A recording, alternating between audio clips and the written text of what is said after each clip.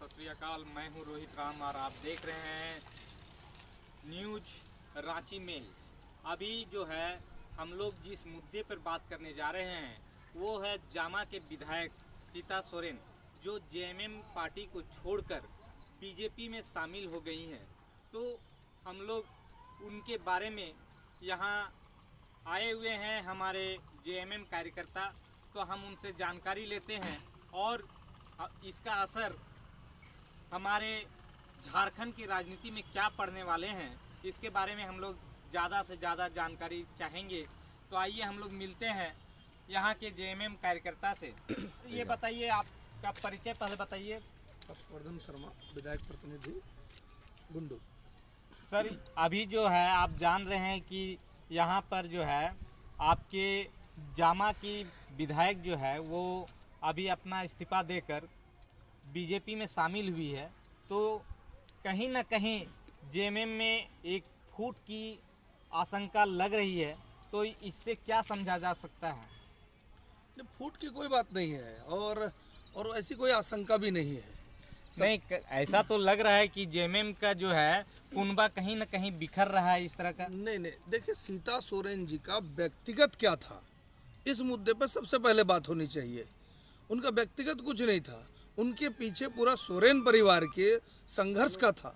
सोरेन परिवार का जो संघर्ष लगातार 50 वर्षों का अलग झारखंड राज्य को लेकर था, वो उनके काम आया था, क्योंकि उनके स्वर्गीय पति आंदोलनकारी और झारखंड मुक्ति मोर्चा के एक स्तंभ थे, स्वर्गीय दुर्गा सोरेन जी, जिन्होंने इस झारखंड आंदोलन को बहुत गति तेज की थी उन्होंने, और उनका फ़ायदा मिला, उस संगठन का फ़ायदा मिला उनको। अब उनको समझ में आएगा कि एक आंदोलनकारी की पत्नी होने का जो फ़ायदा उनको झारखंड आंदोलनकारी शिबू सोरेन के परिवार की बहू होने का फ़ायदा मिला था, वो आगे क्या आएगा। और मेरे को कहीं से ये नहीं लगता है कि सीता सोरेन जी के जाने से झारखंड मुक्ति मोर्चा को किसी भी प्रकार का कोई नुकसान होने वाला है। जैसे कि अभी अभी जो है यहाँ पर खूंटी लोकसभा में भी गठबंधन की सरकार अभी चल रही है, तो खूंटी लोकसभा में आपका कैसा इस बार का चांस लग रहा है? जैसा कि पिछले बार अर्जुन मुंडा जो है 1348 वोट के आसपास जो है वो जीत दर्ज की थी, तो इस बार कैसा लग रहा है? देखिए, अर्जुन मुंडा जी जो पिछले बार के विजेता थे, भारतीय जनता पार्टी के टिकट पर चुनाव लड़े थे, उनके साथ उस समय मोदी जी की हवा थी, मोदी जी का साथ था, वो आज भी है। लेकिन उस वक्त वो चुनाव हारे हुए थे, क्योंकि एक इतने बड़े कद्दावर नेता जो पूरे झारखंड का नेतृत्व कर चुके हैं, जो 1300 वोटों का अंतर था, और जिसमें कहीं ना कहीं केस मुकदमा भी मेरे को जहाँ तक जानकारी चल रहा है।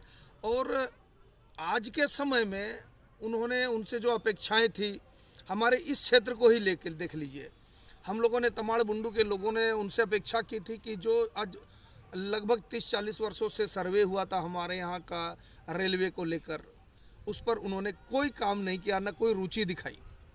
जनता निराश है उनके कामों से, और मेरे को जहाँ तक लगता है इस बार जनता उनको जवाब देगी और संसद का मुंह तो नहीं देख पाएंगे।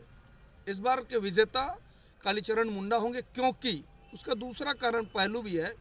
ये पहलू है कि लगातार कालीचरण मुंडा जी सभी के सुख में और दुख में गठबंधन की ओर से, कांग्रेस पार्टी की ओर से शामिल होते रहे, चाहे वो गरीब हो, चाहे वो कमज़ोर वर्ग का हो, चाहे वो दलित हो, चाहे वो आदिवासी हो, चाहे स्वर्ण हो, हर किसी के यहाँ जैसे ही उनको खबर मिली है वो हमेशा शामिल होते रहे। विशेषकर ग्रामीण क्षेत्रों में जहाँ सुविधाओं की कमी है, वहाँ भी उन्होंने अपना समय दिया है।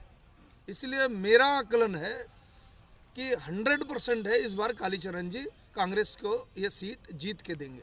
सर, ये भी बताइए कि अभी जो है झारखंड में 14 सीट है, तो ये गठबंधन सरकार जो है कितने सीटों पर आने की संभावना है?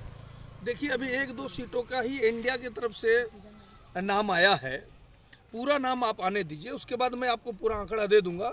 लेकिन कितना भी हो, हमारा लगातार जो 2-3 पिछले लोकसभा का प्रदर्शन है उससे बहुत अच्छा प्रदर्शन रहेगा, क्योंकि यहाँ पर गठबंधन की सरकार ने हेमंत सोरेन जी के नेतृत्व में बहुत अच्छा काम किया है, लोगों के बीच में जगह बनाई है और विकास का काम अपने स्तर से ज़्यादा, अपनी सोच से ज़्यादा उन्होंने किया है।